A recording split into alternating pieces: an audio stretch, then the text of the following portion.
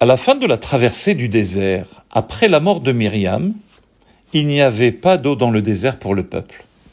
Ils se rassemblèrent alors contre Moshe et Aaron en disant Velama havetem et kehal Hashem el hamidbar hazeh lamut sham anachnu uveirenu.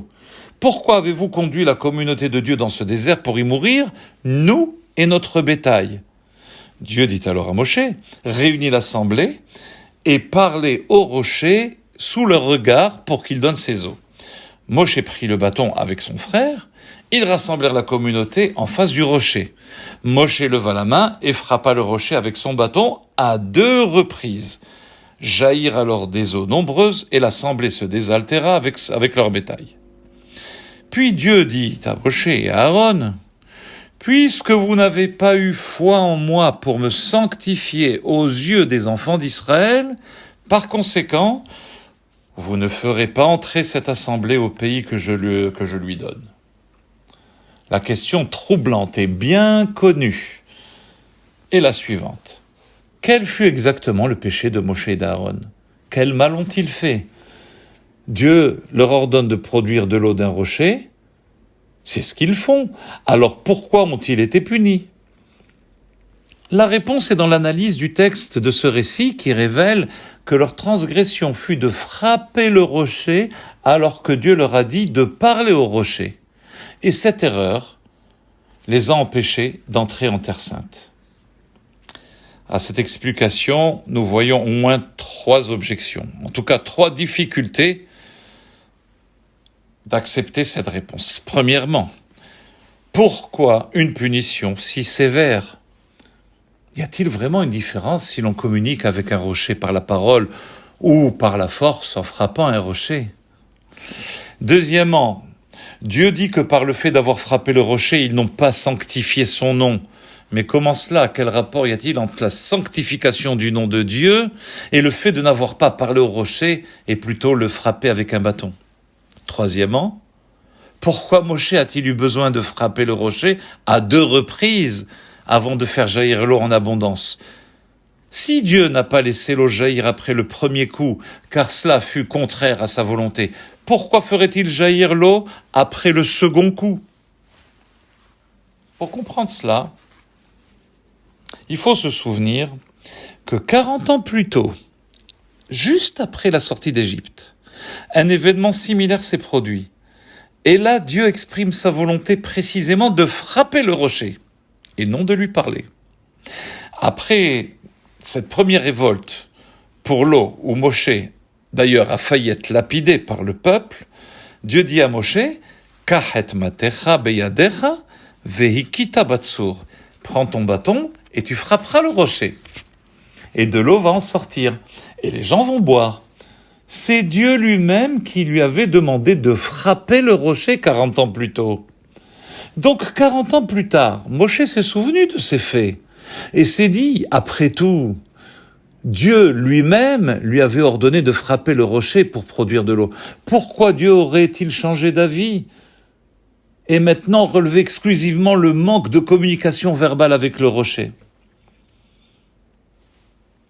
La réponse à cette question se trouve dans le commentaire du Yalkut Shimoni, un commentaire qui a été écrit par un rabbin qui s'appelle Rabbi Shimon Adarshan, qui vivait à Francfort vers l'année 1260.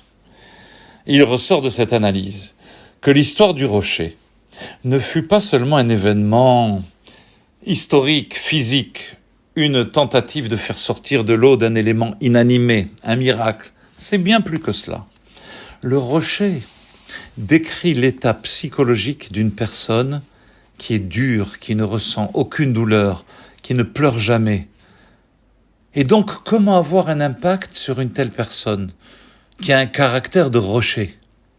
Transformer un produit brut, un esprit grossier et un cœur dur comme de la pierre pour devenir une source tendre, une source d'eau, une source d'inspiration pouvant étancher la soif d'une âme desséchée. Faut-il de la force, de la coercition, ou échanger verbalement pour tenter d'expliquer, de convaincre, voire d'éclairer la personne qui est si dure? Certes, nous préférons l'empathie, l'amour, la compassion. Nous détestons l'emploi de la force et de la coercition. Le judaïsme a toujours prôné le chemin de l'amour dans l'éducation et envers les personnes. Mais le judaïsme a aussi compris la nécessité parfois d'utiliser la force en tant que moyen, non une fin. Car parfois un comportement destructeur doit être arrêté immédiatement. Et si la personne ou l'enfant ne répond pas aux moyens éclairants et aux explications, alors un minimum de rigueur est nécessaire, sans perdre de vue que la finalité, l'objectif est de revenir à l'amour et à la lumière. À présent, revenons au peuple juif et aux deux étapes de son existence. La première, lorsqu'il a quitté l'Égypte, après des décennies d'oppression physique et psychologique, le peuple fut brutal. Il était à vif sur tous les sujets, car il était imprégné d'une culture immorale, d'une société païenne égyptienne, dépouillée de toute dignité humaine. Et à la sortie d'Égypte, ils étaient même prêts à lapider Moshe, leur sauveur. Ils criaient, ils se battaient, ils se disputaient. Ils avaient simplement vécu trop de choses pour avoir immédiatement le sens de la loyauté, de la confiance, d'optimisme ou d'espoir. Ils furent pourtant de grandes âmes nobles, mais l'extérieur devait être craqué. L'extérieur devait être fissuré, car 210 ans d'exil dans un pays comme l'Égypte a développé une carapace épaisse, a développé un rocher. C'est la raison pour laquelle, immédiatement après l'Exode, Dieu ordonna à Moshe de frapper le rocher. Veikit Batsur. À ce stade primitif, frapper le rocher fut effectivement approprié.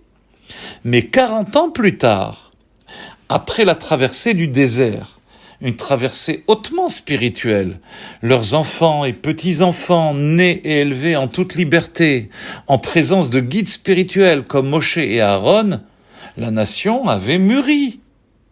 Mais tout à coup, la nation commence à se lamenter sur le même sujet de manque d'eau. La même chose que leurs anciens 40 ans plus tôt. Mais cette nouvelle génération ne demandait que de l'eau. Ils n'exprimaient pas le désir de retourner en Égypte. Ils ne voulaient pas lapider Moshe. Ils avaient tout simplement peur de mourir de soif. Et là, Dieu ordonne de parler et non de frapper. Le modèle coercitif doit être remplacé par un modèle plus inspirant de lumière et de dialogue, plus d'amour. Moshe, qui a soigneusement libéré les Juifs et a travaillé sans cesse avec les Juifs en tant que peuple libre, ne pouvait pas changer facilement de modèle de leadership.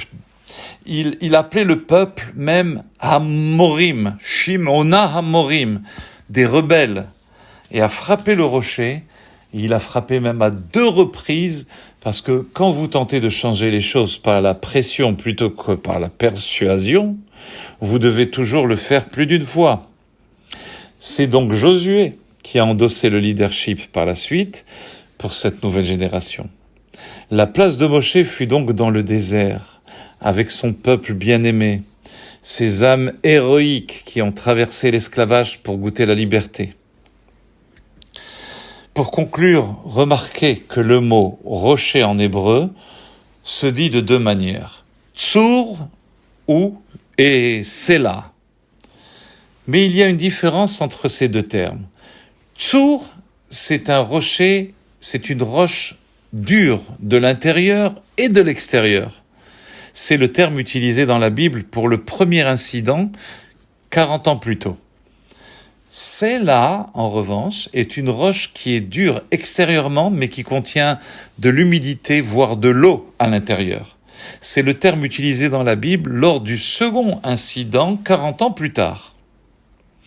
Aujourd'hui, nous nous identifions plutôt à un Sela qu'à un Tsur, car à l'intérieur de chaque personne, il y a la fraîcheur de l'âme, l'eau de la Torah qui ne demande qu'à jaillir grâce à une approche de bonté, de partage et de lumière. Shabbat Shalom.